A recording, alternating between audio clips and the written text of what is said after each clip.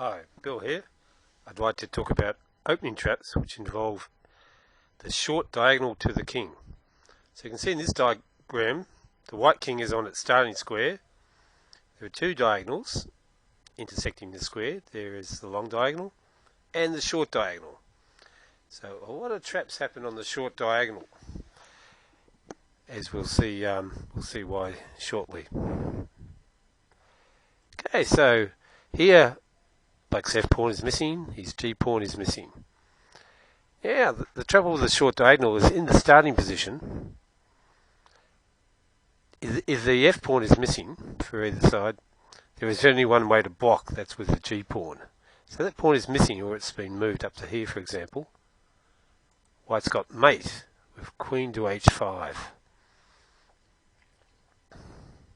Sometimes the bishop can even mate on the short diagonal. So if the f pawn is missing and white can get to g6, the bishop can give mate. If white checks, sometimes it fails because the pawn can block the check. Here Black has moved his h pawn up. The trouble with that is, after white checks on the short diagonal, Black has to block with the pawn, and white just takes it, it's not defended, and again it's mate. This time the g and the h pawn have not moved, which increases Black's chances of defending, but white has a winning attack with the bishop and queen. So white starts off with the queen check, pawn box. Now bishop is sacrificed, the pawn takes, and white mates.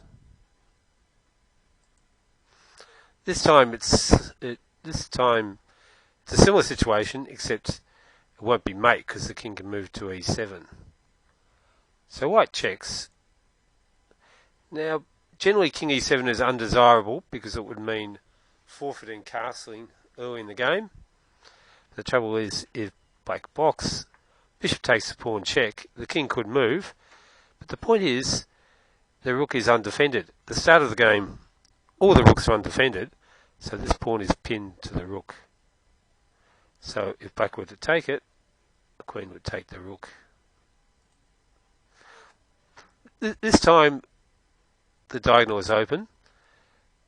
A queen checking on its own wouldn't come to anything, but white has a pawn to help. So white checks, pawn must block, pawn takes pawn. Now white is threatening pawn g7 discovered mate, or pawn takes pawn mate. And a good try for Black is to bring the knight out to attack the queen. So any discovered check can be met with knight takes queen. But unfortunately, white can attack the rook. Black gets the queen, but white gets his queen back, and he wins a rook in the process. This time, there's a queen and bishop and pawn combined in attack, so this makes it stronger. So queen checks, pawn moves forward, pawn takes pawn. Now if the knight tries the same trick as before, it's even worse. So rather than winning a rook, white can mate. So pawn takes pawn, discover check, knight takes queen, bishop moves in, mate. This time the queen checks on the short diagonal, assisted by the knight. It's not quite as good as with the bishop helping, but it can still be quite useful. So queen check, pawn box, knight takes pawn. Best try for Black is not pawn takes knight, which would be mate, but knight to s6 attacking the queen. Now any knight discovered check will be met by knight takes queen.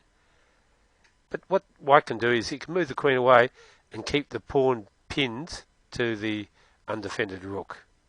So Black's best move is to move the rook. Now white's got a choice, he could exchange off the bishop or retreat the knight. So now we've got the bishop's on a different square. We've got a bishop, a knight and a queen in the attack. So the queen comes out check. The pawn moves forward. Knight takes the pawn. Now Black tries the same defence. The knight moves out to attack the queen. Now we could white could play queen e5 check here, but instead, sometimes this is an interesting sacrifice. White sacrifices bishop to draw the king into the line of the queen. King takes the bishop. Now the knight moves double check, so it's not possible for black to take the queen. You double check, the king always has to move. So the king moves up, and now in some positions white will have a mating attack, depending on the position. Okay, so now this is interesting because white gets attacked on the short diagonal, even though the f-pawn is still there. So white takes advantage of this knight blocking the bishop, moves the knight in and traps the black queen. So if black ignores it, he's going to lose queen for a knight. So the pawn takes, and now white's got a checkmate on the short diagonal. This time we've got a similar situation, except we have a knight, a bishop and a queen. So knight attacks the queen, the pawn takes the knight.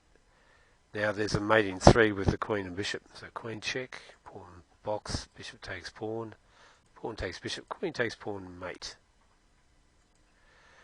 Now, sometimes happens when the queen goes out to h5, a fork is created. So in this case, black has an undefended king's pawn. So the queen comes out check. And sometimes, there's a pawn box. The queen can take the pawn, creating a fork, attacking the rook in the corner. At the start of the game, all the rooks are undefended. A good way to attack a rook is on the diagonal. So, say for example, black moves his queen, white wins the rook. This is slightly different because here the e-file is open and the white king is still on the e-file. So after the check, the pawn box, the queen forks the king and the rook, sure. But black has a good resource here. When the queen blocks, it pins the queen to the king, so white's not able to take the rook. So now, we've got this queen check, but we don't do it straight away. So a queen checking may have many potential forks there. So white starts off by sacrificing the exchange. Now this bishop is undefended. The queen comes out, forking king and bishop. So white wins bishop and knight for a rook, which is quite a good exchange in the middle game. So this time we've got a queen, a bishop, and bishop of the other colour, and a pawn on e5, which helps white. So white launches the attack, check, black blocks, bishop takes pawn check. Now black's got a choice here, so he takes the bishop, queen takes pawn check, king moves up, bishop comes out, which is going to be mate next move. It's a good thing it was mate, otherwise black would lose his queen. Knight comes in, as they say, now we have mate. So if we back up, if we look at the other defence, if the king had moved up straight away, bishop check would come to the same thing. Okay, so check, pawn, king goes up, bishop check, knight goes in. This is another defence. And now pawn takes knight check, so white has won a piece. Now the king could move, in theory, but white could gain more material by pawn takes pawn, discovered attack, and threatening the rook as well. If he takes, there's an interesting tactic here. White does a skewer followed by a skewer. So the bishop takes the pawn, skewering the king and the queen. The king takes the bishop, and the queen checks, winning the undefended queen.